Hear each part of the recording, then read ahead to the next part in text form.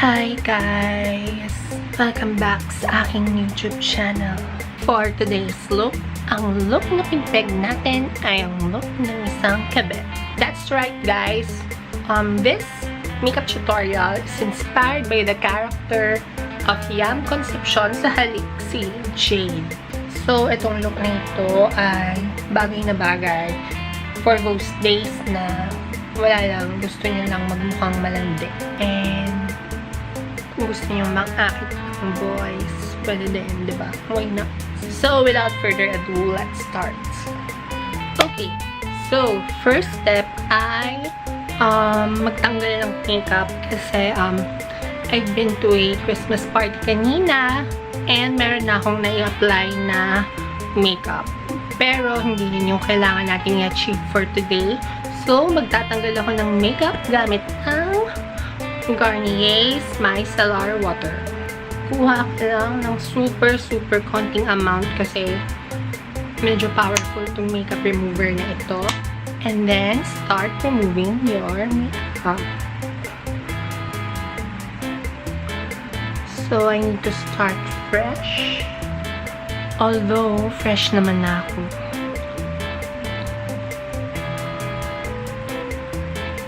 Okay, ayan. Na wala na ulit tayong makeup, we can already start with yung look natin. So, first and foremost, ang pinaka-obvious na feature ni JADE, which is played by sino ba to? Si Yam Concepcion ay ang kanyang fair skin. So, for that, I would again use my favorite Pinkies Collection Cream Foundation. So, ito yung gagamitin natin color. And, as I've said sa aking mga previous videos, is napaka-fair ng shade nitong foundation nito. So, I think ito yung pinakabagay for this look. And, I'll just use my fingers to apply the makeup. And you can basically put it kahit saan nyo gusto. Yeah. So, unang-una kong i-cover ay ang aking mga blemishes and ang aking under eye circles. And then, basically, i-blend ko na lang siya sa whole face ko para makuha ko yung shade ng makeup na ito. In a while, magmumukha na talaga akong malanding-malandi. Yung tipong ang mag-aagawan sa akin ay Sam Milby at Jericho Rosales. So, gusto makuha yung shade na to. So, kailangan ko lang siyang i-apply basically everywhere. As in everywhere. I think pwede siyang i-blend using a beauty blender. Pero, kakalaba ko lang dun sa aking beauty blender. So, taste muna tayo, shish.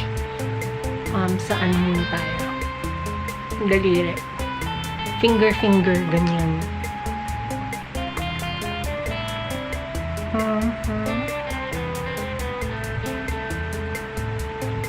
Pantayin na ba? So, para hindi naman siya magmukhang yung parang tipong mulan na dun sa kaputian, you can use yung excess product sa inyong finger and then use it to distribute the makeup dun sa mga parts ng yung face na hindi na kailangan ng super daming coverage. So, tapos na yung for foundation. Of course, we have to set it. And para mas mapaputi pa natin itong look na to, I'm going to use a bagong-bagong itong Miracle Finish Cushion ng The Face Shop. So, nakuha ko ito sa exchange gift ng company namin. So, thank you sa Datcom PL for granting my wish.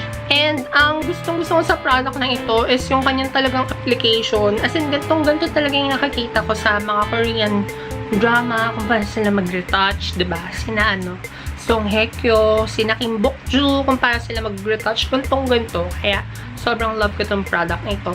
Pero, medyo maputi yung kanyang shade. Yun yung napansin ko talaga. So, feeling ko yun talaga yung pinapeg ng mga Koreano. Diba? Lakas bida ng K-drama. So, how you apply this? Andyan yung ating cushion. And then, nandito sa loob ng sponge na ito, yung liquid na makeup. Kailangan mo lang siyang i-press using yung compact sponge naman. And then yan, lalabas na yung ating product. And then yun yung gagamitin mo sa yung face. So, ayan o. Puti. As in puti. Now, tapos na ang ating base. We managed to lighten our skin tone. We are now going to move on to our eyebrows. Napansin ko, ang kilay ni Jade ay medyo padiretso. She has the Asian eyebrow. But hindi ganun ang aking kilay. So, we're just going to follow the shape of my natural eyebrows. And for today, feel kong gamitin ang drawing eyebrow pencil ng Etude House. I can't promise, but I'll try to make it as straight as possible. So, dito siguro. I feel like hindi naman lahat ng tao ay may naturally straight na ganong kilay. I think it's a trait. But, yung mga brow salon sa Korea, I think na-master na nila kung paano ma-achieve yung as in super straight na Korean eyebrows. Oh well.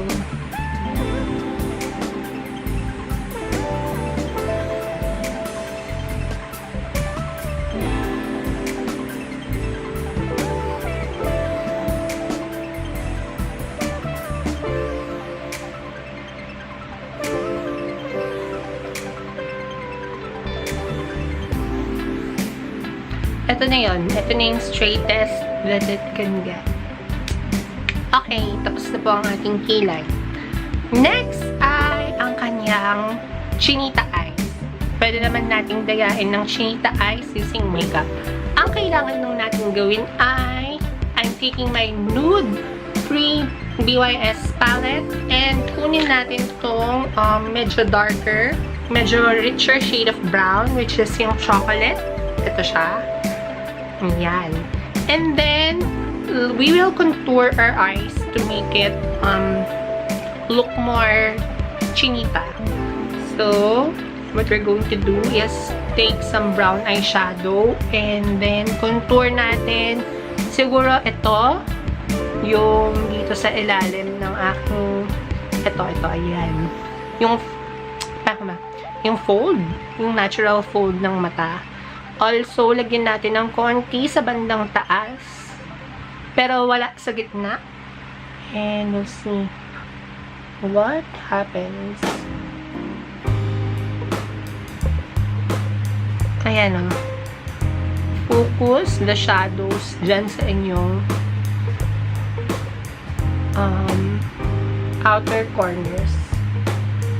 And yun yung napansin ko dun sa mga Korean drama. Ayan o.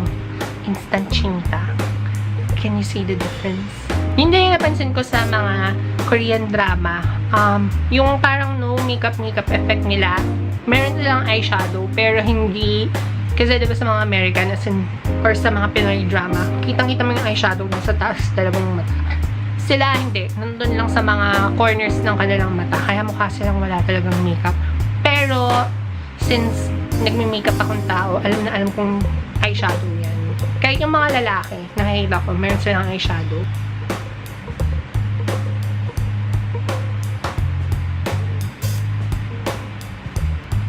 Diba? Instant mo lang.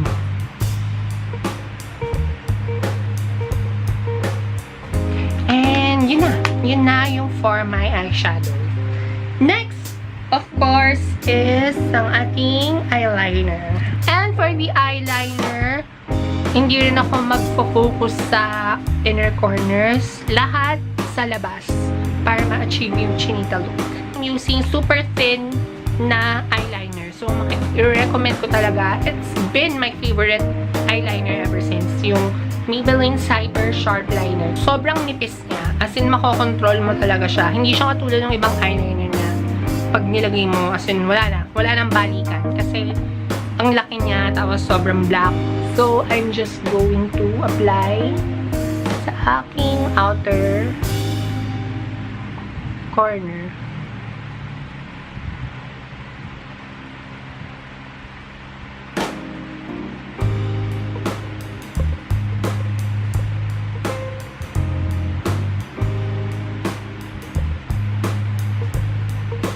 Ayan, kita nyo ba? Yun yung sinasabi ko, na as in super kontrolado nyo yung eyeliner na to.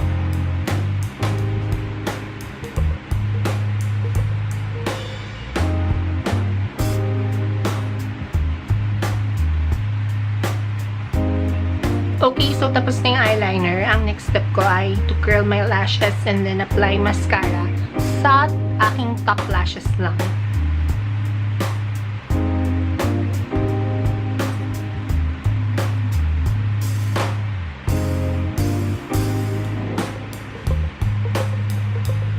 Ayan, tapos na yung for the eyes.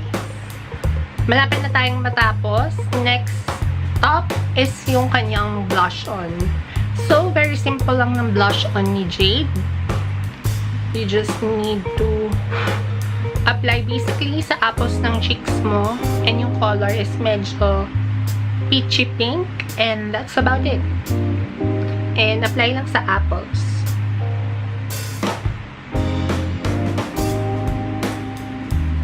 A little bit sa nose siguro. Last step, Jade would not be Jade without, of course, the signature red lipstick. I think I can never find a more perfect shade than ito. It's from Nichido and it's in the shade, meron kasing number. Pero it's in the shade Glamour. I think yun yung kanyang pangalan ng shade. All I can say is wala nang mas popok-pok pa dito sa shade na ito. I think this is the perfect pok-pok red na shade. And just to show you, I'm gonna apply it now.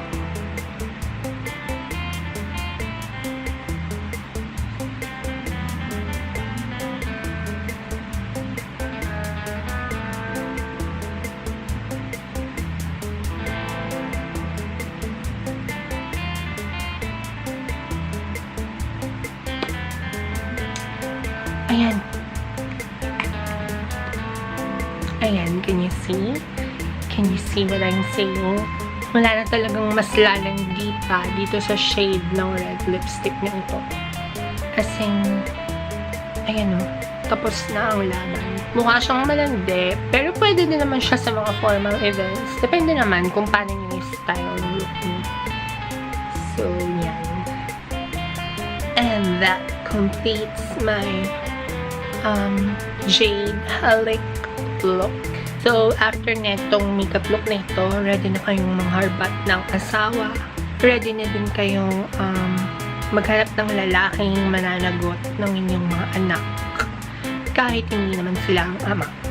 Or if you want to go to the mall or labas lang with your friends, pwede rin naman yung look na ito. Hindi naman siya super overpowering. So, thank you again guys for watching. Sana nagustuhan nyo itong look na ito. So, ang makeup style na ito ay ginagamit lamang sa mukha. Hindi po inuugali. Masama po yun. I hope you liked this video. And if you did, please don't forget to subscribe. Press the like button down below. Also, if you want, you can press yung ring the bell button so that you will be updated whenever I upload videos. And as usual, thank you guys for watching and see you in my next vid.